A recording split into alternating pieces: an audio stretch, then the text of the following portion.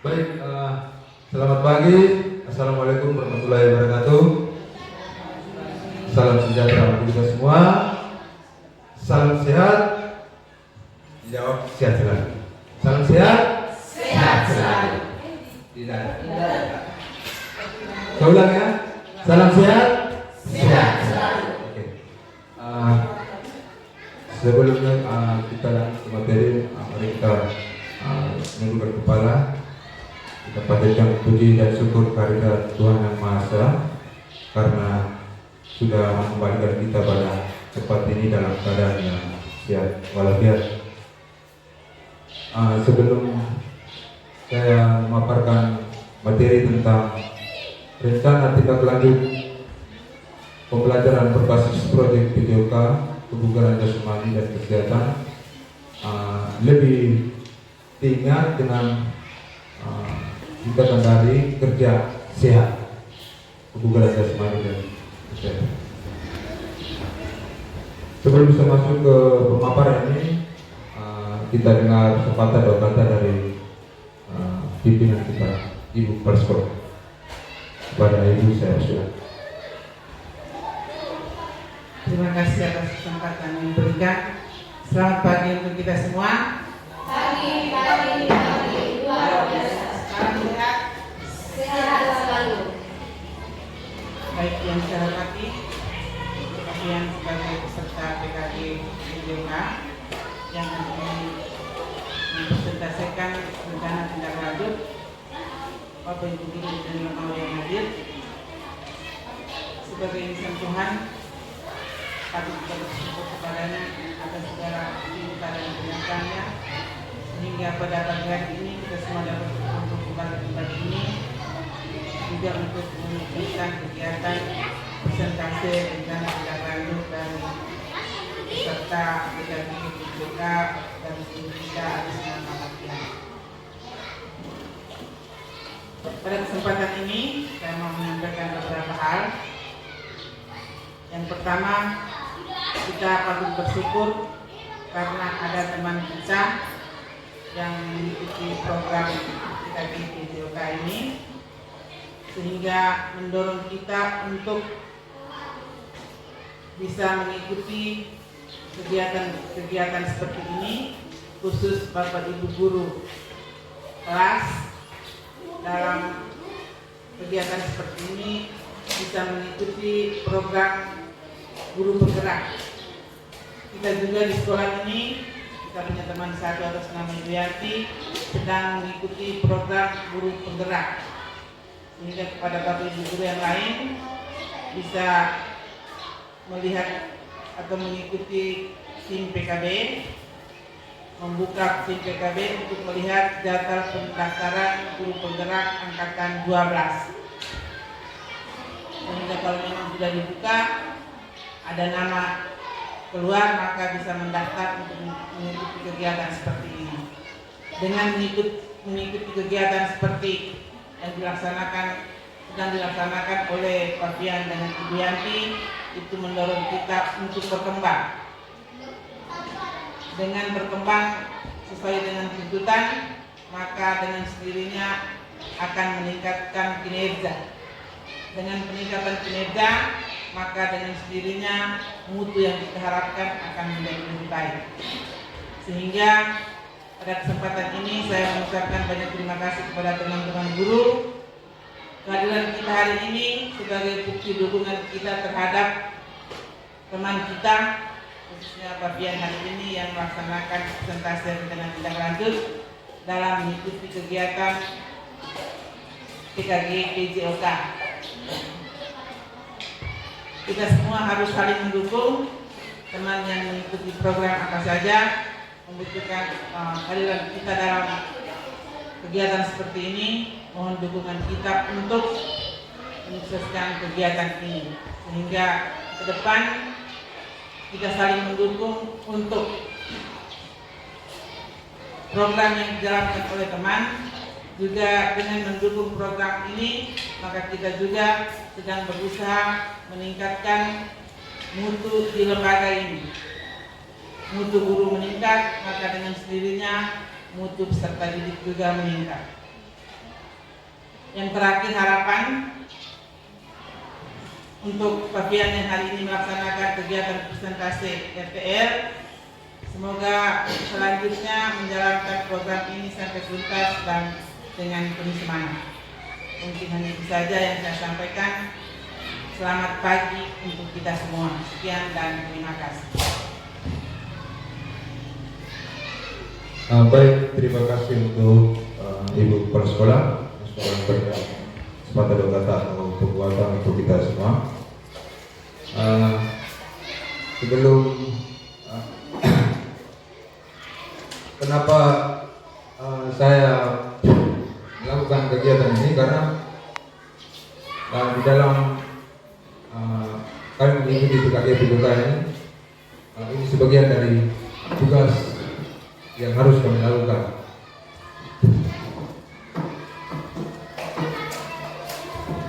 Dan dituntut oleh kementerian itu harus membentuk komunitas belajar. Kenapa harus membentuk komunitas belajar? Karena kita dituntut untuk melakukan pembelajaran yang berdiferensiasi atau berpusat pada peserta didik.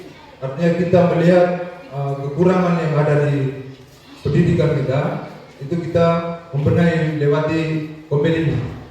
Jadi kenapa saya melibatkan program ini dalam Kopel itu untuk memacu siswa untuk lebih efektivitas dalam pembelajaran. Selanjutnya, sebelum kita masuk ke pemaparan saya, kita bermain sedikit dengan beberapa kata. Jadi kalau jadi kita main kata ini, saya menyebut yang pertama, yang kedua, nanti Bapak Ibu menyebut yang ketiga. Yang ketiga apa? Contohnya begini. Yang pertama sekolah, yang kedua lapangan, yang ketiga apa? Seperti itu ya. Yang ketiga, ya. Jadi intinya kita lebih berkonsentrasi, ya. Intinya Bapak Ibu menyebut yang ketiga apa? Ya, bisa?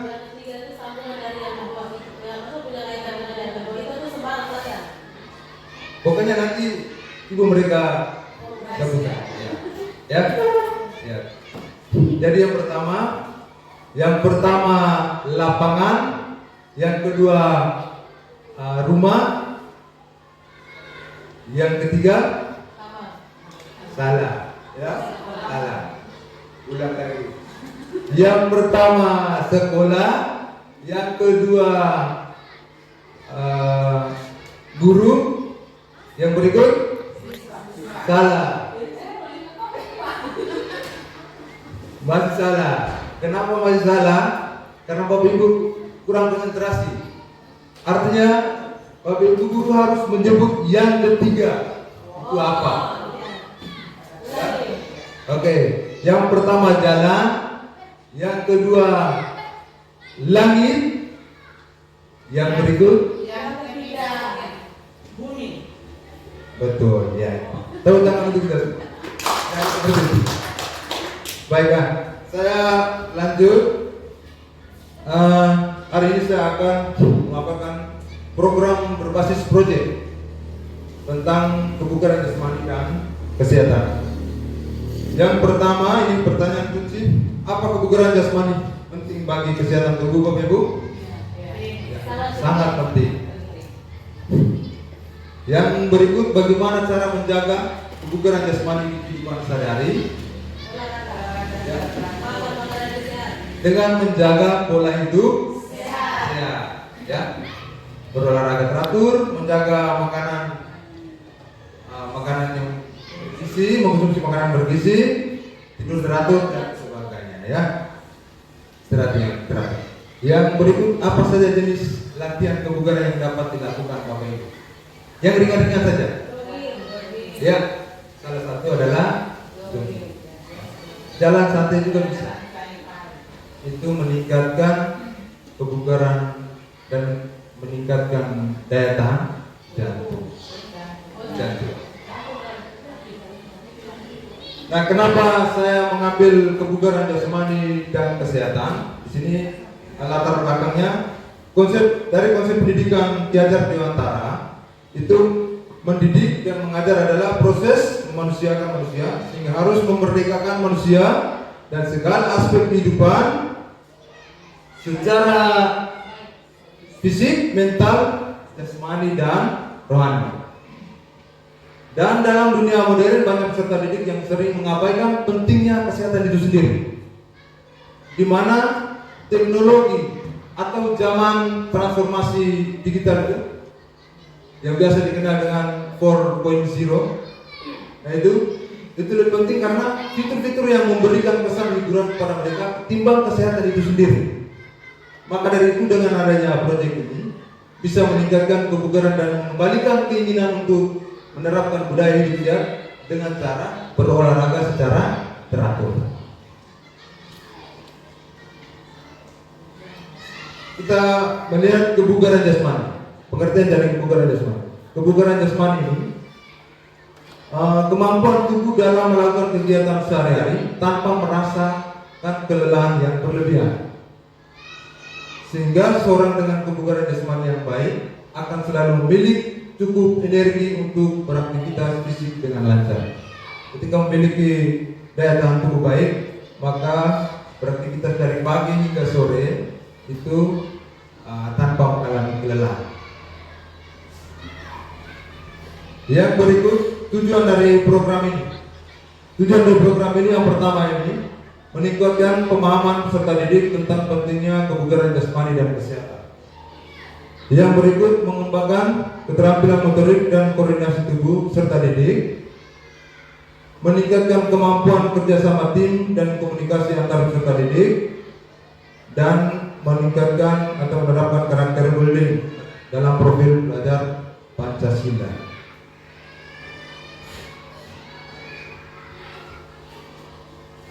Dari tujuan tadi, capaian yang dihasilkan adalah yang pertama, mendukung pertumbuhan dan perkembangan murid serta menerapkan budaya hidup sehat atau gemar berolahraga. Yang berikut, meningkatkan kebugaran dan kesehatan murid dan menciptakan gerakan baru dalam aktivitas senam kreasi dengan tetap melakukan pengawasan dan pertimbangan terkait dengan kemampuan murid. Jadi di sini siswa disuruh melakukan senam kreasi atau senam ritmik yang biasa kita lakukan di hari Sabtu. Terus yang berikut, murid mampu bekerja sama dalam tim serta mampu menunjukkan sikap disiplin dan tanggung jawab dalam berolahraga. Capaian yang berikut, mengamalkan nilai-nilai profil belajar Pancasila yang nantinya membentuk budi pekerti. Langkah-langkah pelaksanaan yang pertama, tentunya menyampaikan program kepada kepala sekolah. Nah, untuk bisa menjalankan program ini, saya harus menyampaikan kepada pemimpin lembaga, yaitu ibu kepala sekolah. Terus yang berikut, mengajak semua dewan guru. Jadi, Bapak Ibu guru nanti kita berkolaborasi untuk mewujudkan program ini.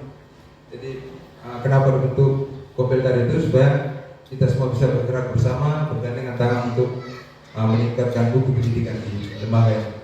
Yang berikut, menyampaikan kepada peserta didik mengenai program yang akan dilaksanakan. Nah, tentunya objek yang di sini adalah peserta didik dan mereka nanti akan disampaikan mengenai program-program yang akan dilakukan ini. Jadi dalam latihan atau program ini nanti saya bersama peserta didik untuk merancang apa yang harus kami lakukan untuk meningkatkan kebugaran mereka. Jadi tidak selamanya harus dari kita, tetapi mendengar dari apa kemauan dari peserta didik itu sendiri. Mereka maunya melakukan apa untuk meningkatkan kesehatan. Terus yang berikut, mempersiapkan sarana dan prasarana kegiatan. Nah, untuk mendukung kegiatan ini maka perlunya ada sarana dan prasarana kegiatan. sound system, peralatan olahraga dan sebagainya itu. Terus yang berikut menentukan waktu pelaksana. Di sini waktu pelaksanaan sangat penting karena biasanya kegiatan-kegiatan di lembaga pendidikan itu kan sangat padat dari program yang sudah kita tentukan di awal semester ini. Yang berikut tahapan-tahapan pelaksanaan proyek. Yang pertama, menyampaikan pada peserta didik pentingnya menjaga kebugaran dan kesehatan. Guru dan peserta didik yang tadi saya sudah sampaikan itu akan sama-sama merancang latihan apa yang akan dilakukan. Kenapa merancang bersama peserta didik? Karena tujuan dari proyek ini adalah melibatkan seluruh peserta didik dalam perencanaan dan pelaksanaan yang mana sesuai dengan kebutuhan peserta didik itu sendiri. Terus yang berikut menyiapkan sarana dan prasarana bersama peserta didik. Nah, target sasarannya ini, kegiatan ini dapat dilaksanakan oleh semua jenjang, ya, dari tingkat bawah sampai tingkat atas. Tetapi di sini kita di tingkat dasar yang saya berfokus pada kelas tinggi, yaitu kelas 5 dan kelas 6 ini sebagai percobaan, ya. Tidak menutup kemungkinan keberlanjutan dari proyek ini. Ya, setelah kita melakukan awal yang baik, setelah kita melihat ketika proses ini berjalan dengan baik, maka kita melibatkan seluruh kelas dari kelas bawah hingga kelas tinggi, yaitu untuk melakukan kebugaran, saling berkolaborasi, juga aktif bergerak untuk memperkuat kemampuan gerak dasar atau fundamental movement. Terus yang berikut struktur program atau waktu pelaksanaan dan mitra kerja. Yang pertama, program mingguan. Jadi di sini saya merancang untuk program ini dilakukan program mingguan ini jalan santai dan senam massal di hari Sabtu. Jadi di hari Sabtu itu kita melakukan jalan santai, terus dilakukan setelah jalan santai kita melakukan senam massal, senam ritmik yang biasanya sudah kita lakukan itu. Terus yang berikut program tengah tahun atau per tahun itu lomba kreasi atau senam ritmik dan lari santai 1.500 meter dari menengah. Nah ini untuk siswa dan nanti untuk pertimbangan kita semua juga, ya. Ini untuk siswa, bukan untuk bapak ibu. Tapi kalau untuk jalan santai kita semua terlibat, ya, karena sehat itu penting. Terus untuk mitra ini, yang pertama ibu kepala sekolah, guru, siswa, warga sekolah, orang tua dan murid, komite sekolah dan puskesmas untuk mendukung kelancaran proyek ini. Yang berikut aset yang memiliki di lembaga pendidikan SDN Lebau ini yang pertama adalah aspek manusia.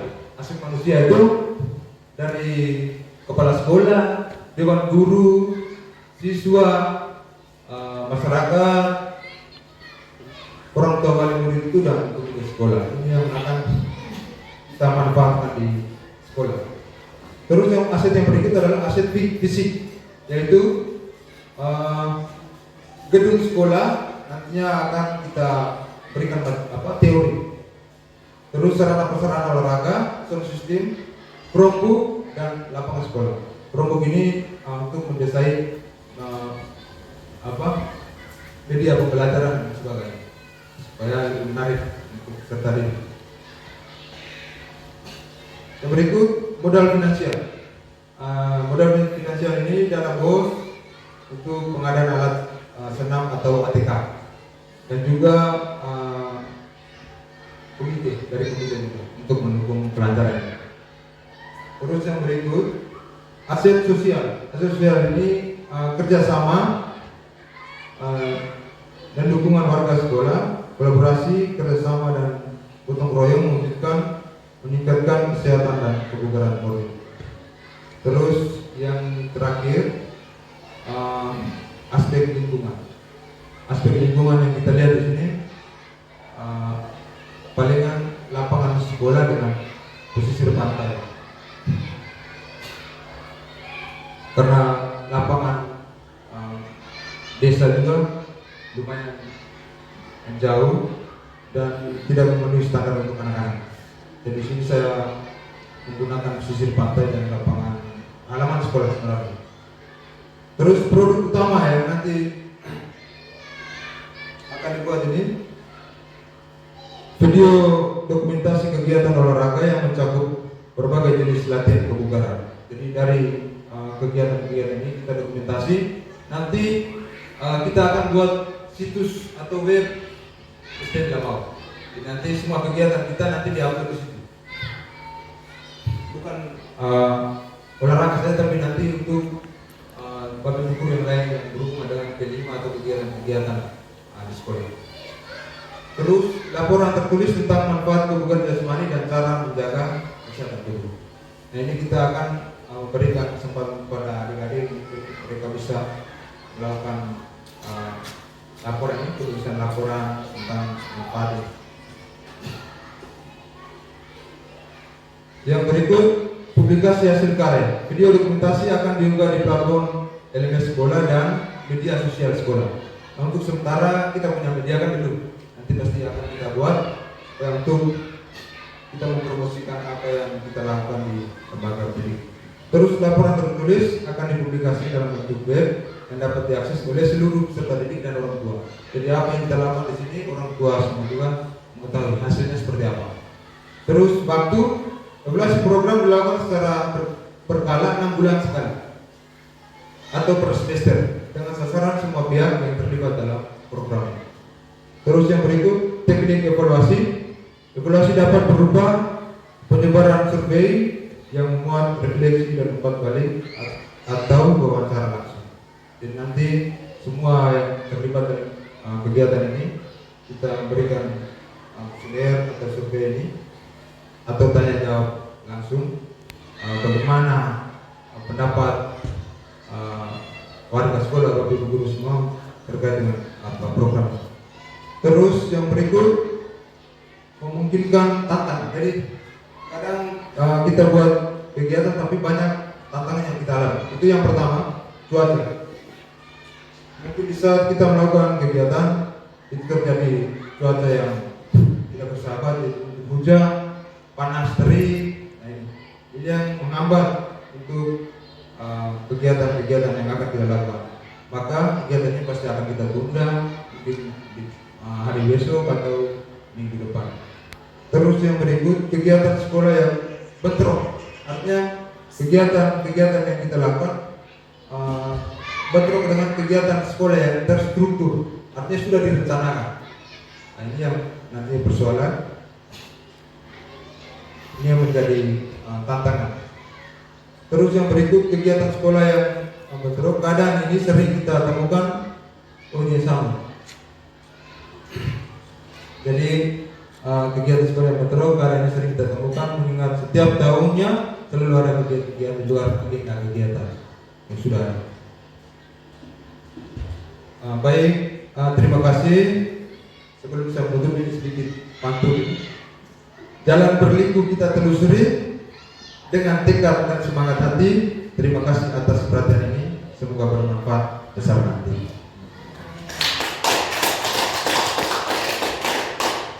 Terima kasih, selamat pagi untuk kita semua. Selamat pagi. Ada yang mau bertanya? Oke. Baik, terima kasih. Ini bukan pertanyaan tapi sekedar melanjutkan informasi dan mungkin menjadi perhatian untuk kita semua untuk bisa ditindaklanjuti. Mungkin kemarin dalam penyampaian apa yang saya ikuti hari kemarin itu sangat terlupakan karena berkaitan dengan apa yang disampaikan oleh Alfian tadi. Memang seharusnya di sekolah itu ada komunitas belajar yang mana dalam komunitas itu akan dilakukan praktik baik saling berbagi. Dalam hal ini lebih ditekankan kepada penggunaan teknologi untuk mendesain pembelajaran Ya, seperti yang disampaikan oleh Kabid ITK di hari kemarin itu bahwa sebaiknya setiap sekolah memanfaatkan hari Sabtu sebagai hari hari IT untuk membangkitkan komunitas belajar di sekolah masing-masing. Beliau juga mengatakan bahwa P5 dijadikan hari P5, tapi tidak selamanya P5 itu harus setiap hari Sabtu. Untuk itu dengan apa yang disampaikan oleh Pak Fian dan juga yang kami dapatkan di sana, maka connect dengan apa yang disampaikan oleh Pak Kabid ITK, maka di depan pimpinan dan teman-teman yang lain kita bisa sepakat hal ini sehingga hari Sabtu itu setelah jalan santai, senang dan bergembira bersama anak-anak, bisa Bapak Ibu guru kita semua bisa melanjutkan dengan pengaktifan atau kegiatan dalam komunitas belajar kita dengan pemanfaatan IT ini. Mungkin dari saya itu saja, terima kasih. Baik, terima kasih Ibu Yanti. Kita tepukkan untuk Ibu Yanti dulu. Jadi manfaat dari komunitas belajar itu sudah seperti yang disampaikan oleh Ibu Yanti tadi, untuk melihat permasalahan yang ada, permasalahan pembelajaran yang ada di lembaga pendidikan. Jadi tujuan dari komunitas belajar itu untuk meningkatkan mutu pendidikan, kompetensi guru, kompetensi peserta didik itu sendiri. Nah, untuk kegiatan bagaimana cara kita mendesain pembelajaran ini, itu nanti kita akan dibuat gimmick. Kita luangkan waktu sebentar mungkin di malam hari supaya tidak mengganggu proses pembelajaran di sekolah, maka kita bisa melakukan lewat Zoom atau daring. Dan nanti salah satu teman guru yang kalau memang punya keahlian atau bisa mahir dalam IT, mungkin dia bisa memimpin kita di dalam ini. Jadi bagaimana cara kita mendesain pembelajaran melewati aplikasi Canva dan beberapa aplikasi lain seperti apa kemarin itu yang untuk GPT, terus ada lagi Gemini, terus yang untuk asesmen itu, yang untuk asesmen kemarin itu membuat asesmen itu yang terakhir kemarin Quizzes. Nah, ini penting sekali Bapak Ibu. Jadi nanti kita memanfaatkan karena kita berhadapan dengan teknologi industri ini. Yang tadi saya sudah sampaikan 4.0 itu sebagai teknologi, sedangkan 5.0 itu kita manusia. Jadi kita berhadapan dengan zaman yang penuh dengan teknologi. Baik, mungkin ada yang ditanyakan lagi atau menambahkan? Terima kasih Bapak Ibu guru yang sudah menyempatkan diri dalam kegiatan presentasi proyek ini. Terima kasih banyak. Saya akhiri. Assalamualaikum warahmatullahi wabarakatuh. Salam sejahtera untuk kita semua. Selamat